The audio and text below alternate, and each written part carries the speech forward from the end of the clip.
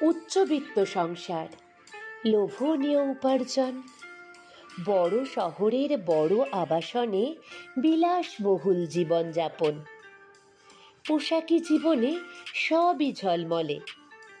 ঝলমলে রোশনির মাঝে ঘর আলো করে এলো এক কন্যে। দম্পতি ভিতরে খুশি না হলেও বাইরে খুব আনন্দ প্রকাশই করল। সমাজ মাধ্যমে খুদের শুভ আগমনের প্রচারও করল বেশ।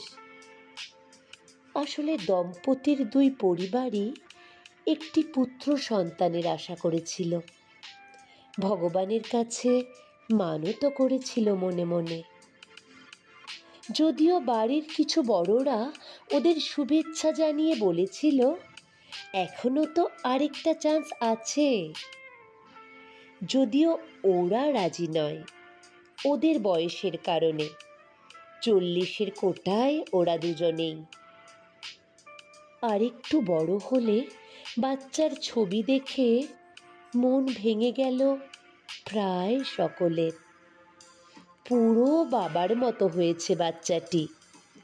মায়ের গায়ের রং বা মুখের আদল কিছুই পায়নি। তবুও এটিও ওরা মেনে নিয়েছিল বর্তমানের সৌন্দর্য চর্চার অগ্রগতির কথা ভেবে আর কেরিয়ারের বিভিন্ন স্কোপের কথা ভেবে।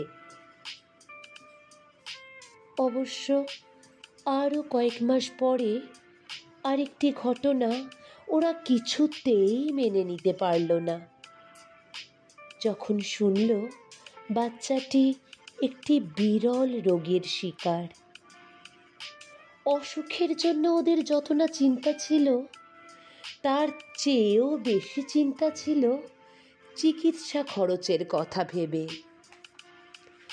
অবশেষে ওই দম্পতি ও তার পরিবার মনস্থ করেছিল এই ইনফ্লেশনের যুগে এত খরচের প্রয়োজন নেই, বরঞ্চ একটু দূরের ওদের জানা এক সরকারি হাসপাতালে বাচ্চাটির চিকিৎসা হোক, তাতে লোক জানাজানির ভয়ও কম। যেমন কথা তেমন কাজ। দূরের সেই হাসপাতালের কাছে এক পরিচারিকার খোঁজ করে তার হাতে বাচ্চার দায়িত্ব দিয়ে সুখী দম্পতি বেরিয়ে পড়ল বিলাসবহুল বিদেশ ভ্রমণে। একটু পরিবর্তনের প্রয়োজন ওদের। এত চাপ আর পারা যায় না। দম্পতি ও তার পরিবারের সবাই সহমত যে এই বয়সে যদি এনজয় না করে তাহলে করবে কবে? এত ইনকাম করার প্রয়োজনই বা কি? আর একান্তই যদি কিছু ঘটে যায়, ভগবান না করুক, তাহলে আরেকটা চান্স তো নেওয়াই যেতে পারে।